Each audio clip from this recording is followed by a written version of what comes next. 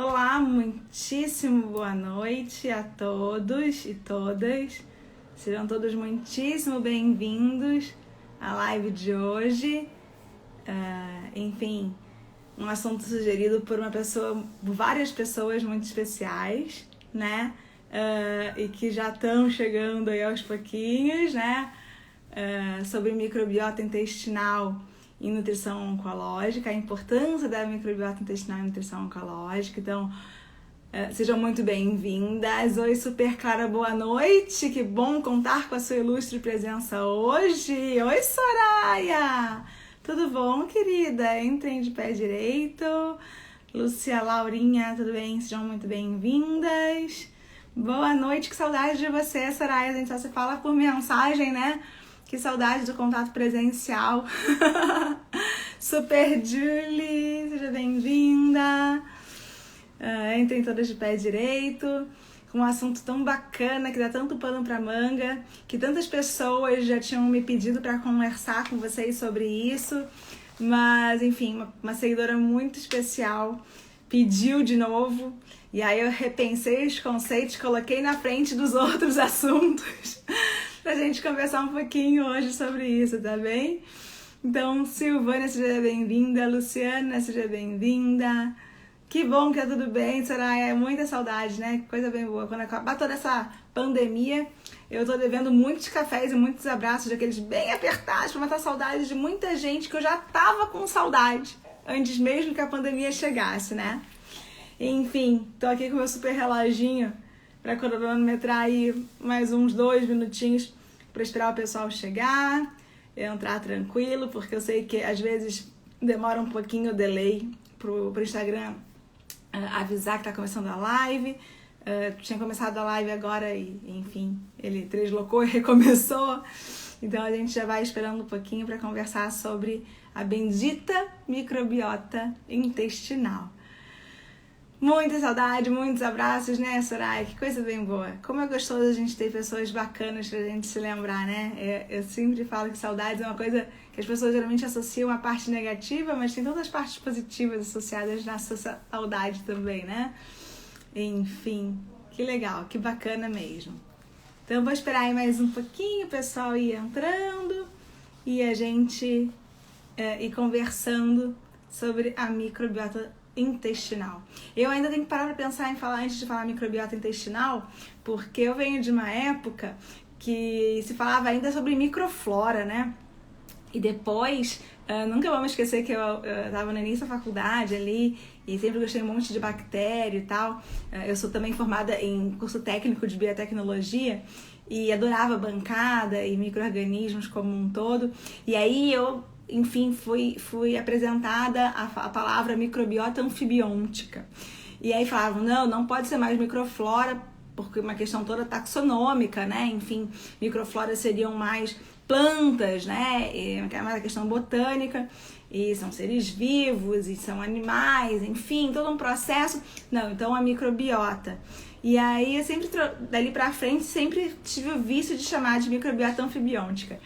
E, enfim, de tempo pra cá ainda mudaram mais ainda e a gente conseguiu ampliar esse termo para microbiota intestinal, né? Então eu até coloquei aqui alguns pontos para falar, porque é um tema gigante, né? Super bacana, super interessante, super denso, né? Ainda mais em épocas que o intestino tá tão em voga, né? Por que eu falo isso?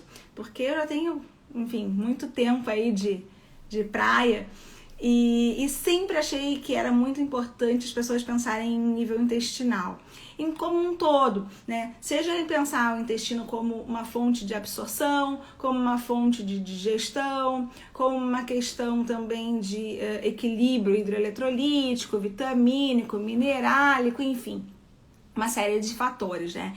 E antes mesmo de chegar a esse murmurinho de, meu Deus, vamos falar sobre microbiota e tal, eu sempre gostei de probióticos, prebióticos, simbióticos, enfim, antes deles terem inclusive esses nomes, né? Enquanto eles ainda tinham só os nomes das cepas deles. E eu acho muito importante porque isso é o bom de ter DNA, que tem uma mentoranda minha que fala que eu tenho data de nascimento avançada. e a gente passa pela história, né? Isso é bacana porque a gente vai, fazendo um compilado aí dos conhecimentos que a gente vai construindo ao longo da nossa caminhada. E eu acho muito bacana pensar que realmente deu um boom de um tempo para cá, as pessoas começaram a olhar para o intestino de uma maneira bem diferente e que de fato faz uma diferença significativa, né, na vida dos nossos pacientes como um todo, se a gente pensar em nutrição clínica bem aberta, né, mas em especial os pacientes oncológicos. Porque quando a gente fala de nutrição oncológica, é importante a gente entender que a gente fala do paciente enquanto o tumor propriamente dito, né, o crescimento tumoral e tudo que implica esse crescimento tumoral, né, todos os sinais, sintomatologias, disfunções, hipofunções, hiperfunções derivadas desse crescimento, né, todas as dificuldades inerentes. E também a gente tem que pensar que concomitantemente a isso existem os tratamentos, né? Então existem os tratamentos de cara, né, de primeira linha, os de segunda linha, muitas vezes depende do intuito, são repetidos novos tratamentos, com novas drogas, novas medicações. Então a gente tem que pensar nesses dois momentos, no tumor em si e no tratamento que o paciente está passando, né? Então vou aproveitar aqui para dar mais um oi, já aí com a contagem regressiva acabada, findada, eu já na emoção falando sobre o tema, né? Então dá oi pra Rosimeire, oi pra Juliana, oi pra Juliana de novo, com a carinha do coração, que eu adoro esses coraçõezinhos quando aparecem essas carinhas, esses emojis, e oi pra Maiana Moura, seja muito bem-vinda, Entende Pé Direito, sintam-se à vontade para, enfim, irem interagindo aí comigo ao longo de todo esse processo. Olá, Salete, também seja muito bem-vinda, entre com o pé direito. É muito engraçado, né? Eu sempre falo isso porque a gente tá acostumada a dar aula, eu tô acostumada a dar aula há anos-luz, né? Mas no presencial, então a gente olha a carinha de vocês, né?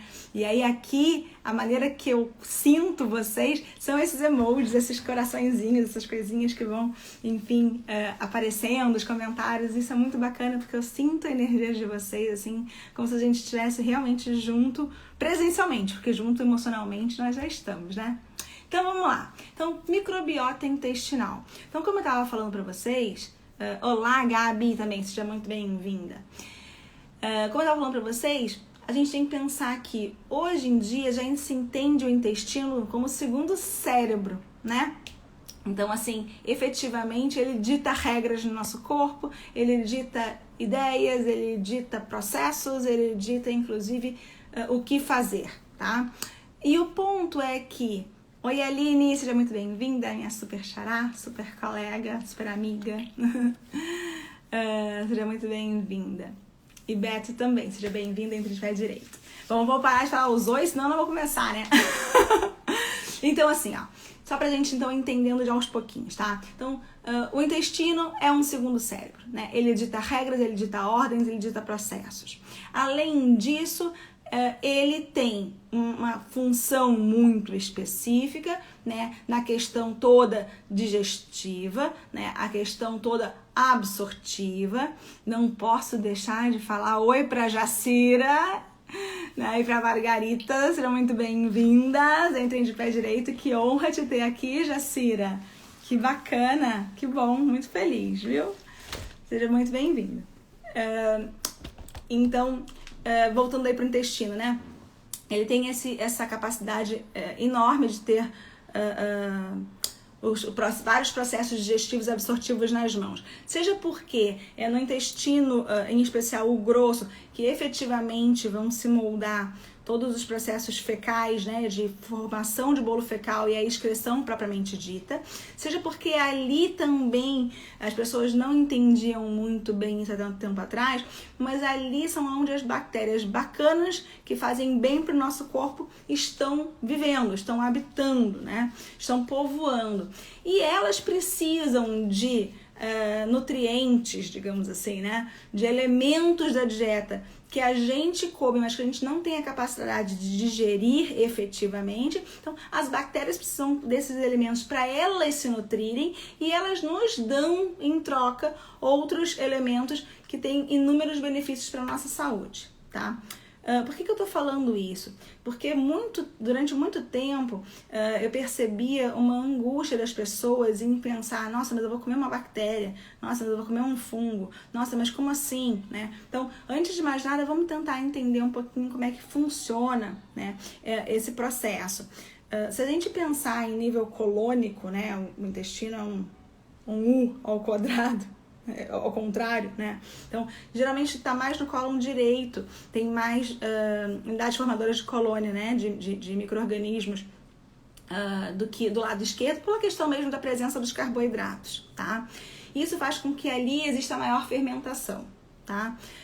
Fermentação como um todo, né? Que gera inclusive gás e tudo mais, mas também gera em especial quando essas bactérias bacanas do bem fermentam fibras solúveis em especial, né? Elas geram uns compostos que a gente chama de ácidos graxos de cadeia curta, né? Que são os acetatos, os butiratos, os propionatos.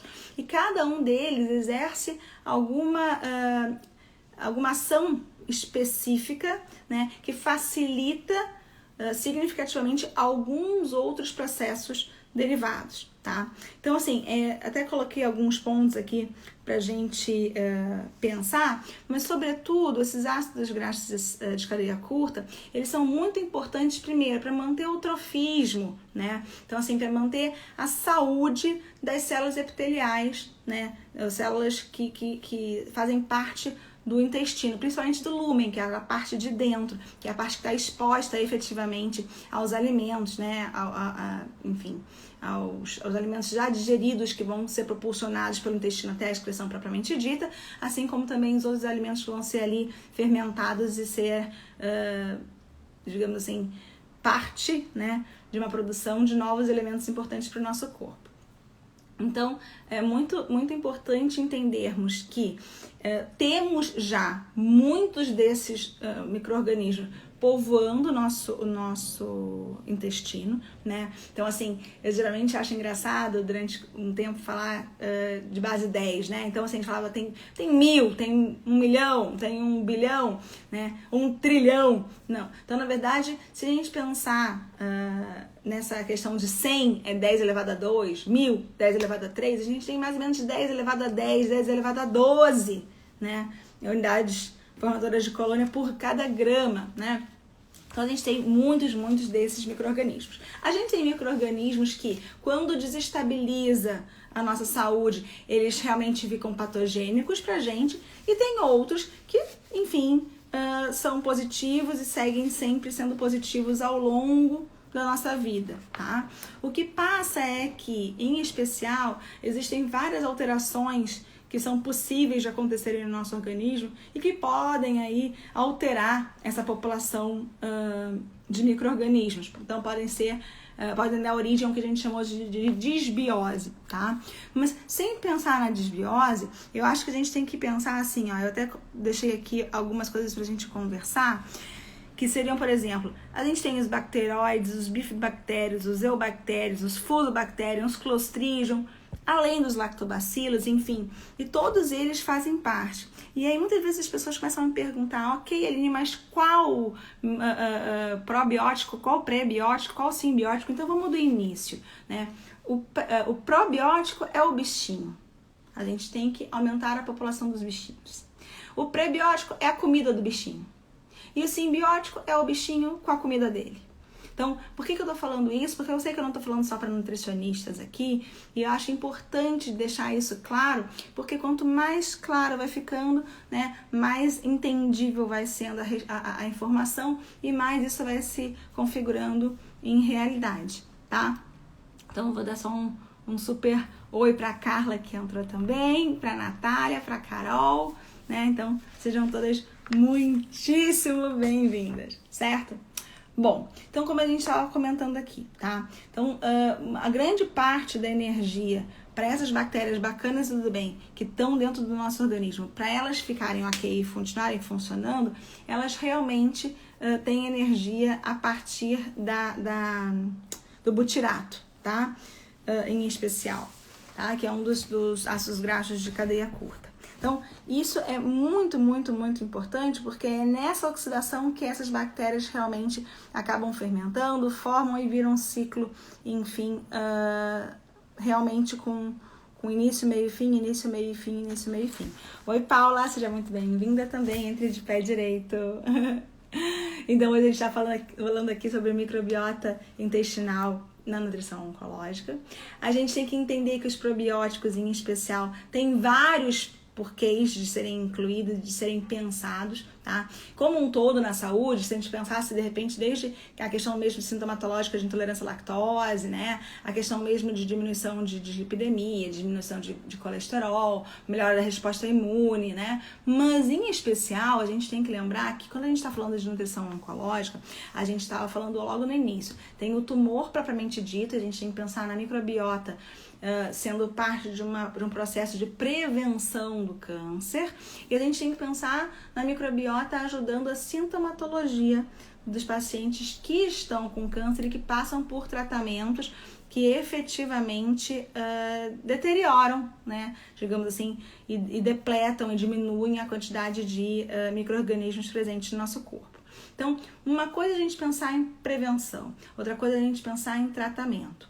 Quando a gente pensa em tratamento de câncer, via de regra, a gente sempre pensa em quimioterapia. Se pensa em cirurgia, se pensa em radioterapia, e que de fato todas elas têm uma repercussão direta na microbiota, dependendo da localização do tumor, né? Porque sempre como eu falo para os meus alunos, câncer é um conjunto de mais de 100 doenças diferentes por definição, porque são muito mais do que 100 doenças diferentes. E não é só por uma questão de localização anatômica, mas sim por toda a questão comportamental da própria biologia tumoral, metabologia, bioquímica, enfim, histologia, histopatologia, e cada um é muito diferente do outro, tá? Mas enfim, o que eu tô falando com vocês é que um dos sintomas geralmente mais difícil, né, de se monitorar e de se modificar, de se melhorar ao longo do tratamento com câncer é a diarreia. Então as pessoas falam muito de enjoo, de vômito, de mucosite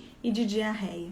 E se sabe que em relação à mucosite, em relação à diarreia, você tem sim a possibilidade de uma melhora muito expressiva quando se inclui probióticos, né, no dia a dia desses pacientes. Claro que a gente vai entrar aqui no mérito que depende muito de cada paciente, depende muito de cada tumor e depende muito de cada tratamento. Isso porque a gente sabe que muitos pacientes acabam derivando ao longo do tratamento uma queda muito significativa dos glóbulos brancos, né, que são a parte de defesa do nosso corpo, e que claro que dependendo de como é que estão esses glóbulos brancos, as quantidades, não só do número total, mas as quantidades específicas de cada um dos 5 componentes ali do leucograma, tudo isso pode implicar no aumento ou na diminuição da prescrição de probióticos. Mas tirando esse detalhe aqui, é importante dizer que sim, que os probióticos eles ajudam muito nessa modulação da diarreia,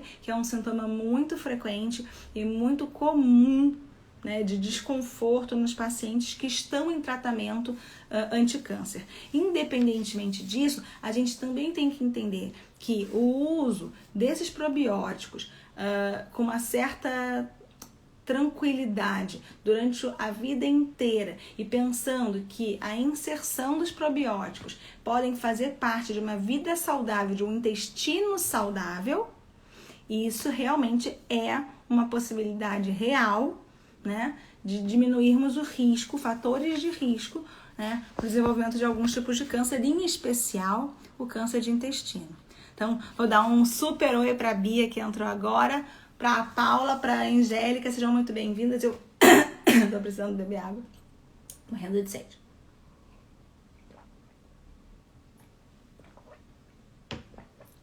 Então, eu separei aqui algumas coisas para a gente conversar sobre o câncer de colo, tá?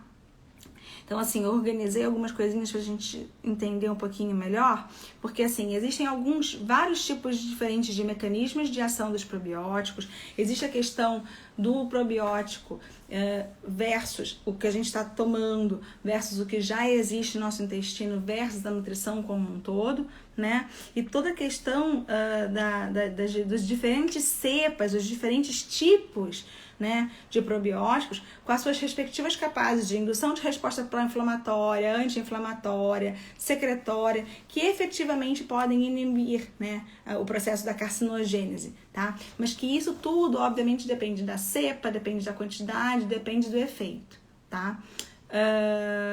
A Júlia estava fazendo uma pergunta aqui, deixa eu ver. Se o paciente chega no momento do diagnóstico, cuidar da microbiota antes do tratamento quimioterápico influenciaria no resultado desse tratamento? Pois é, Júlia, depende. A resposta depende. Depende porque você precisa entender como está esse paciente, quais são os tratamentos que ele vai fazer além da quimioterapia, se essa quimioterapia tem um objetivo neoadjuvante, ou seja, diminuição do tumor pré-cirúrgico, ou se ela é adjuvante, ou se ela é paliativa, entender se efetivamente um dos sintomas derivados dessa quimioterapia é a diarreia ou não, né? Ou, por exemplo, se é a constipação, que também os probióticos podem estar bastante associados na melhora do sintoma, mas aí a gente pensa em diferentes cepas, em diferentes quantidades, em diferentes posologias, digamos assim, né? Em diferentes momentos de atuação, tá? O que de fato é importante a gente entrar bem especificamente é que sejam os probióticos, sejam o que deriva deles, que são os ácidos graxos de cadeia curta, como eu estava comentando com vocês, todos os dois realmente podem fazer diferença, tá? Então, assim, pensar que, por exemplo, o aumento da concentração dos ácidos graxos de cadeia curta, eles não têm um pH adequado no lúmen, né? Na parte interna do intestino. Isso é muito importante, porque daí a expressão de muitas enzimas bacterianas sobre o metabolismo de carcinógenos fica muito mais em voga, né? Não vamos esquecer que o butirato tem efetivamente a capacidade de neutralizar as nitrosaminas, né? Então, assim, para quem não é nutricionista, por exemplo, existem alguns elementos alimentares, em especial a carne vermelha, que quando a gente submete a uma alta temperatura, forma novos compostos que são carcinogênicos, como, por exemplo, a nitrosamina, as aminas heterocíclicas, né? Os hidrocarbonetos policíclicos. E, na verdade, o fato de termos mais butirato disponível no nosso intestino faz com que essas nitrosaminas em si, né, sejam neutralizadas. Então, elas perdem tanto quanto daquele efeito carcinogênico que a presença dela por si só já estaria atuante, tá? Então, assim, é importante a gente entender que existe a competição entre as bactérias que a gente come e as bactérias que estão lá no intestino. Existe a competição por sítio de absorção com nutrientes em especial. Então, assim, alguns dos componentes, né, a produção dos agentes bacterianos em si, né, versus os nutrientes que a gente, teoricamente, precisa ter alguma localização especial para que essa absorção seja feita, precisa estar ali bem organizado, né? Não adianta a gente colocar muita quantidade de probiótico, porque também não é positivo, não é superpopulações que fazem efeito. O que faz efeito é justamente essa questão cíclica, essa questão de monitorar e de manter estável esse processo, seja de população, né? E seja de elementos, né? Enfim, derivados dessas fermentações, tá? Então, assim, ó, trouxe para vocês aqui. As diferentes cepas atuam em diferentes estágios da carcinogênese. Alterações de atividades metabólicas, em especial da microbiota intestinal, alterações de condições fisiológicas do cólon, ligação ou da degradação dos carcinógenos potenciais, alteram a qualidade e a quantidade da microbiota intestinal, alteração de condições físico-químicas do cólon, efeitos na fisiologia do hospedeiro, enfim, até mesmo a produção dos ácidos orgânicos que diminuem o pH e modulam a atividade enzimática.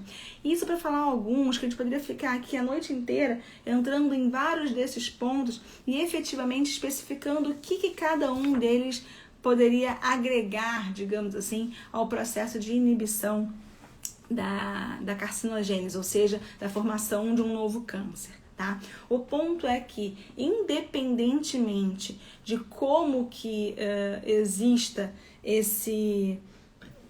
essa conexão, né, digamos assim, do probiótico, da bactéria bacana e do bem, ela acaba brigando com as bactérias ruins. Quanto mais boas tiverem, menos ruins vão ter, porque daí as boas vão vencer a guerra.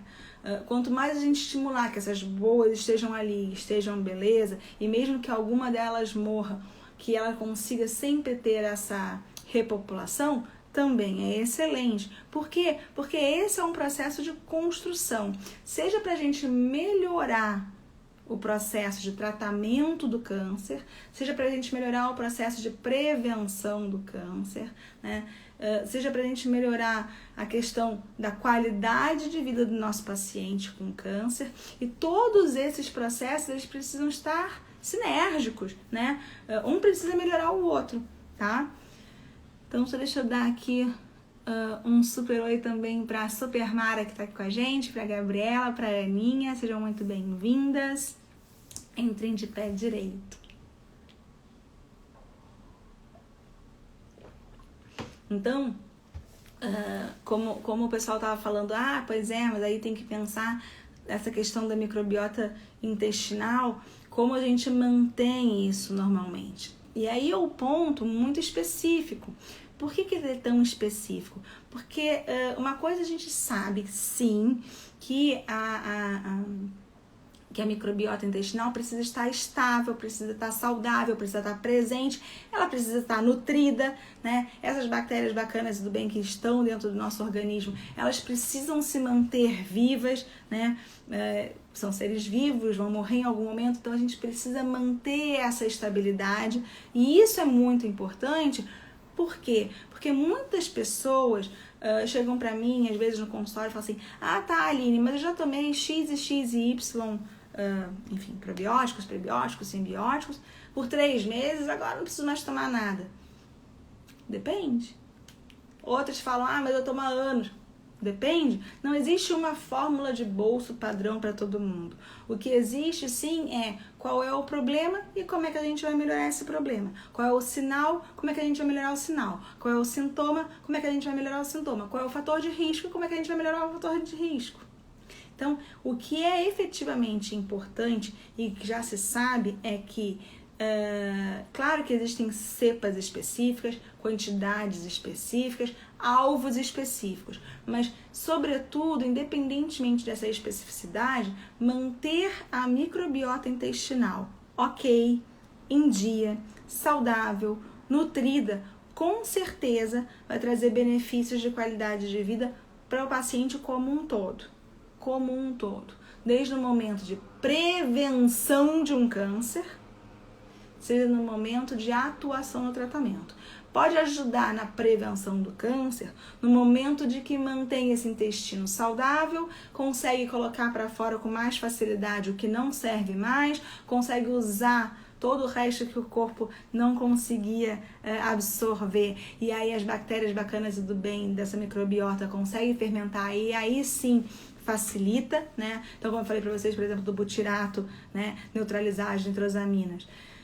Muitas vezes as pessoas, enfim, que comem a maior quantidade de nitrosamina, mas que comem muitos probióticos, conseguem estabilizar muito melhor essa quantidade de micro-organismos do bem do intestino, né, do nosso intestino, do que outras que não comem os outros tipos de fatores de risco, digamos assim, a nitrosamina, né? Porque, claro, fica tudo muito mais equilibrado. O ponto é efetivamente esse, é que independentemente de que realmente uma prescrição melhor é uma prescrição individualizada, sempre, mas uma prescrição positiva em relação à microbiota intestinal é uma prescrição que mantenha o intestino bem e ativo e pleno na sua mais profunda e densa e, enfim, intensa característica, certo? Então, o que eu acho que é muito importante ficar desse nosso papo é isso. É pensar que a microbiota em si tem um papel fundamental, né, nessa possibilidade real de proporcionar saúde, de diminuir fatores de risco para desenvolvimento de vários tipos de tumores. Vamos pensar, obviamente, em especial o câncer de intestino, porque é ali que elas sobrevivem, né? Vamos pensar a questão realmente do tratamento, né? Da modulação do tratamento, da melhora dos sinais, dos sintomas que são oriundos de vários possíveis tratamentos de câncer, né?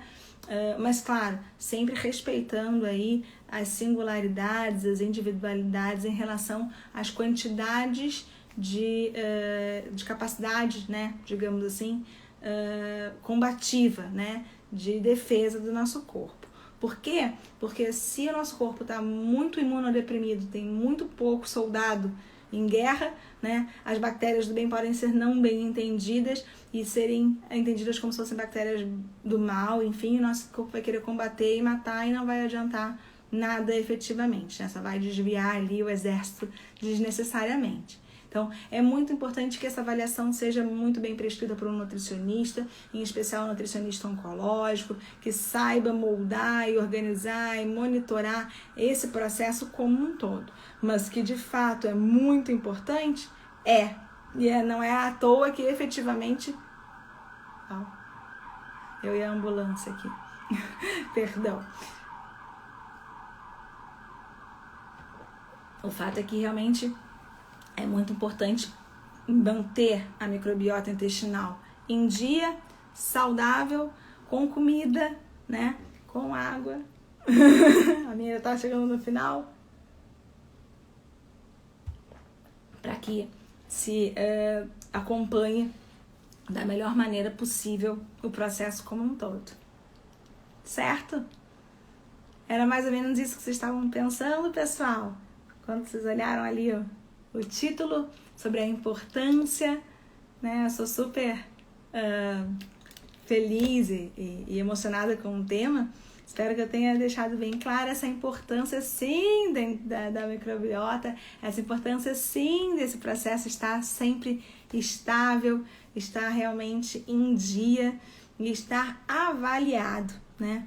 Então, assim, fica aqui aquele pensamento de que se você for paciente, conversar sobre microbiota com o seu médico, com a sua nutricionista. Se você for nutricionista, conversar com o seu paciente, entender como é que funciona, quais são os sinais que o intestino dele dá em relação ao funcionamento, em relação à excreção, em relação ao processo como um todo, né? Muito boa noite, Mônica. Eu faço as mãozinhas, que a mãozinha é assim, né? Seja muito bem-vinda, entre de pé direito. A gente já tá indo pro finalzinho da live, mas se Deus quiser, o Instagram vai deixar eu conseguir salvar nos stories, vai deixar eu conseguir salvar no GTV e vai ser muito, muito bacana para vocês depois poderem assistir a hora que for mais interessante, tá? Que bom, Maiana, que você gostou, amor, que coisa boa, também amei te ter por aqui, a Super Mara, a Julie. Aline, você indica kefir? Olha só, Julie, também é uma coisa bem especial, tá?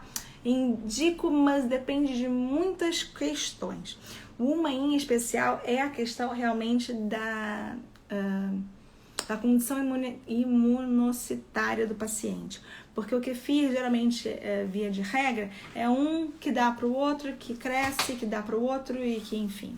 E que depende de como é que é monitorado, como é estimulado esse crescimento, né? Existem maneiras específicas de fazer esse kefir ser mais eficiente, né? Enfim, existem vários critérios que a gente entra aí no mérito de estocagem, de armazenamento, de forma de consumo, né? Alguns pacientes que não toleram. Então, tem uma questão muito individualizada, tá?